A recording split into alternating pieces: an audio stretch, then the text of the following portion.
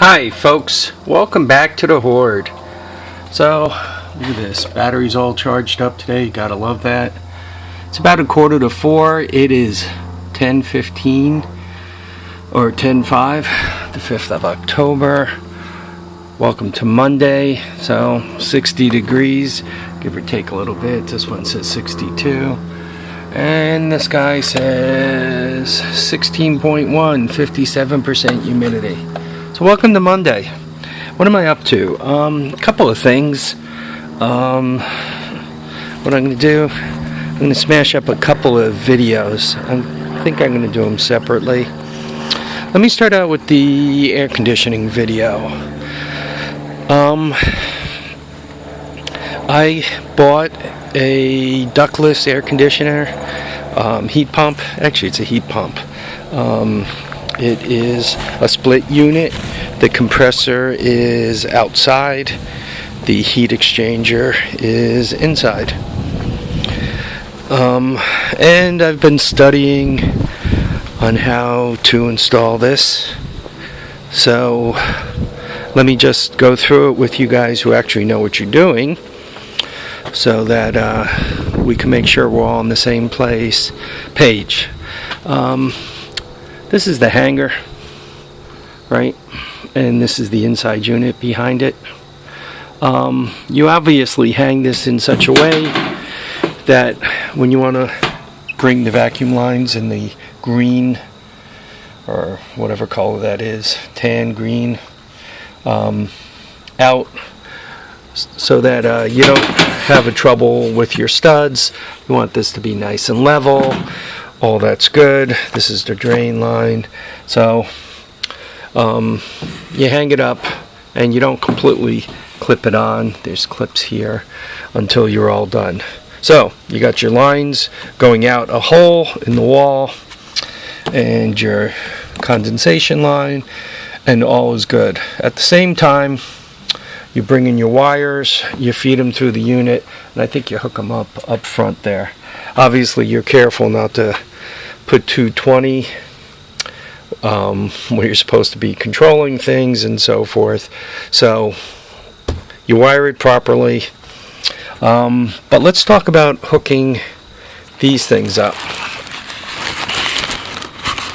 I spent quite a bit of time making sure that I had the right line that goes from the heat exchanger to the compressor outside, because you got to buy these separately. This did not come with that line. The line is flared on both sides, and it's female on both sides, and you can see this is male on both sides, right? When you take these caps off, they're actually male. The way it recommends putting these together is you take just a little bit of air conditioning oil and you put it on the mating surface of these things, and you put the pipes together and then you torque them to spec. Most people probably get themselves a pair of adjustable wrenches, and their hands and brains are calibrated exactly, whether or not they had a fight with one of their co-workers or drank too much coffee, or it's the afternoon and they're exhausted. They're all calibrated. But anyway, you put them together with a torque wrench after putting just a touch of oil on these. Obviously, you run the line down. If you put them in nice, neat stuff like gutter pipe here, plastic gutter pipe, like that white stuff right there, that's obviously a good thing. So there you go. Now you have the lines come down by the compressor. Obviously, the compressor, you want it to be level. You want it to be such that it's not going to be in a snowbank. You want to get the leaves and weeds and all that crap away from it, because that's never helpful. In my case, I probably want to get it up off the ground so the mice have to at least climb before they go in there. So anyway, now you hook that up once again with these fittings on that. little bit of oil on the flare, and that's air conditioning oil. Put them together, torque them, we're all good. Now you're to the point where it's time to evacuate the top. You have both valves closed on the compressor. The compressor is where they put the 410A Freon. So you got both valves closed. You don't screw with those. You hook up your vacuum pump. You pump it down. And what I did is I ordered the torque wrenches, so that once again those could be put together at the right torque value. I also ordered a nitrogen tank because it seems to recommend that you pump it down, you backfill it with nitrogen, you do a leak test on it, you pump it down again, you pump the nitrogen out of it, backfill it with nitrogen again, pump it down, backfill it for a third time, leak check it again, and by leak checking you just pump it up, and with the leak check kit you just pump it up and let the gauge sit on it, and you make sure the gauge doesn't lose any pressure over a period of time, right? It stays right up there. I don't have the leak checker kit in front of me. It's an AC leak checker kit. I'm not sure. At work, we pressurize a line to 2x what its use going to be, and we let it sit for 24 hours and make sure it doesn't lose anything. So they seem to recommend, Mitsubishi seems to recommend 200 psi, that you pump it up to 200 psi and you let it sit there. So it's now past leak check. I've pumped it out a few times, backfilled it with nitrogen and pumped it out a couple of times, so there's no oxygen in there, none of that stuff. Now you opened up the valves down on the compressor side, and it lets the Freon flow in. I have a Freon sniffer, so I can sniff the lines, but hopefully the leak check took care of that. But anyway, so you sniff the lines, you're all good. Hopefully your electrical's all good, and she's all ready to fire up. I'm just not, as I'm going through this, I'm not really seeing any part of it that's crazy. I know with these split heat pumps that the fittings on there, the Freon fittings, are 5/16. They are not 1/4 inch. The manifold that you use to check everything is 1/4 inch. Once you fire it up, you got it running, then you can put your AC manifold on it and check to see pressure on both sides, your high and low side, and you could take your temperatures, and I guess from your temperatures and pressures you can determine if it's running properly, if you need more Freon in it or anything else. So I mean, that's what I got. Am I missing anything here? It seems pretty easy. Obviously there's the top unit doesn't weigh much, but it's a good idea to have somebody help you with it so you don't drop it or scratch the hell out of the wall as you're trying to hold it in place with your nose and elbow while trying to clip it in and so forth and feed the lines out. So I mean that looks like just something you got to pay attention to. Once the lines are out, a little oil on them, put them together, torque them to value. That doesn't seem that hard. Obviously you want to pay attention to how you're running them. I've been watching some videos just to see how other people are doing it, so you can kind of learn from them and do it as neat as possible. Now the lower lines, once again you hook them up. I'm just one quick question. If you have extra copper line, I'd rather not cut it and re-flare it, because some people could do 1,000 flare joints, flare pipe, and put them together. They could do 1,000, and all 1,001 work. Some people could do 1,000 flare joints, and all 1,001 don't work.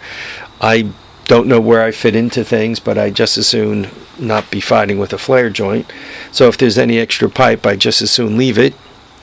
Assuming you leave it, do you have to coil it such that it goes downhill? Or does it really matter? You could just coil it up and it's no big deal.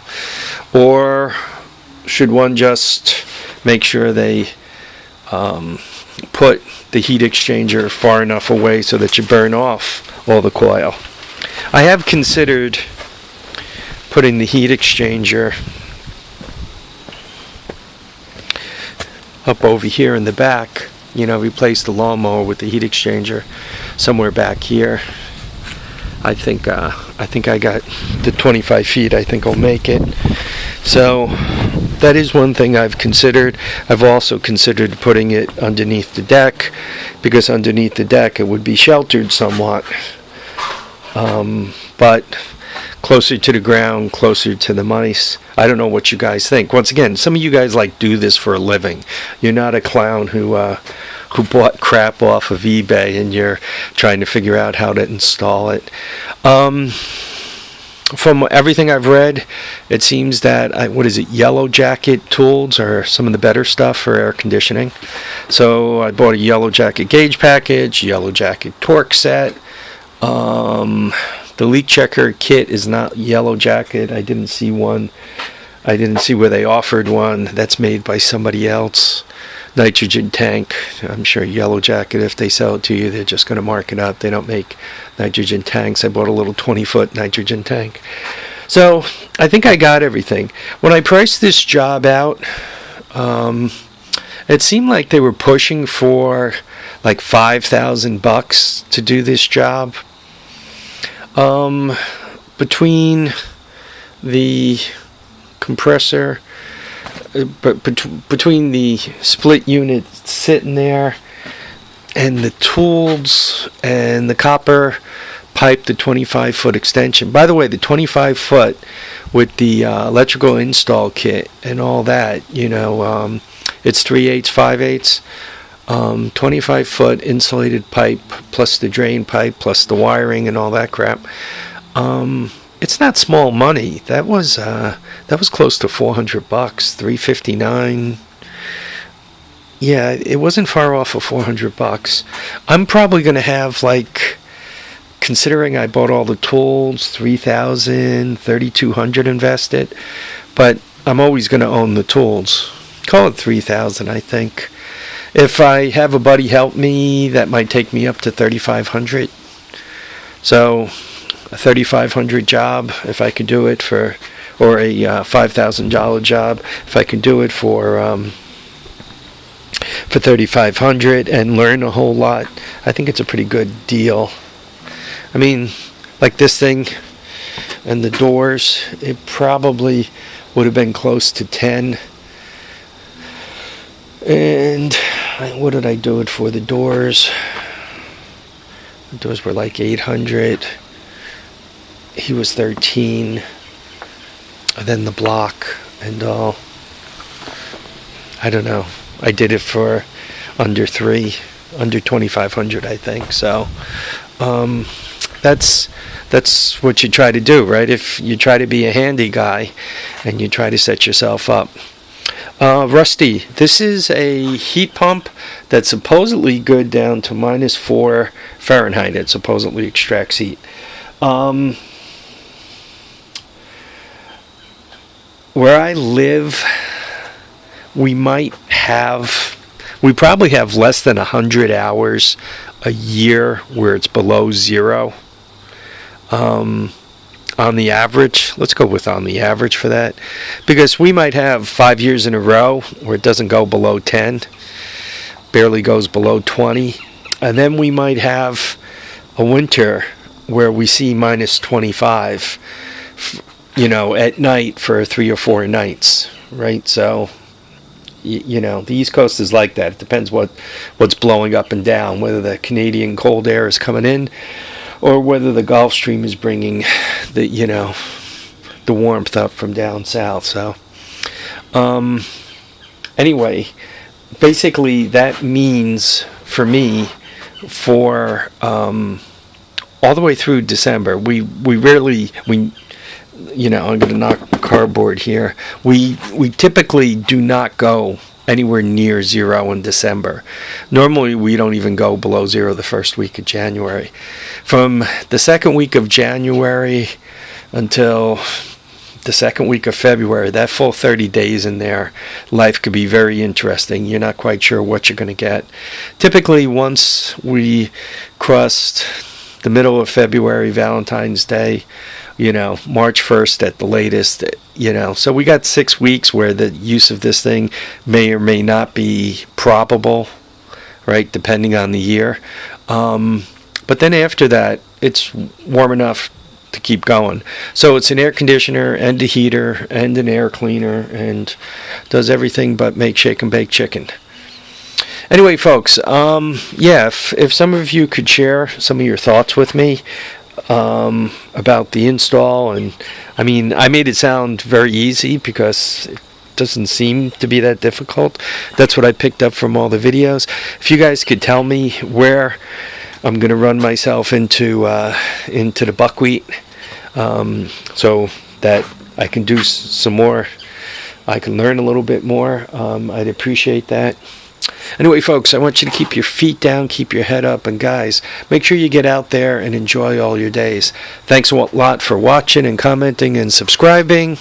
Rex 4x4, thanks for the suggestions. I'm going to use them. And guys, take care. We'll catch up with you all soon. Bye now.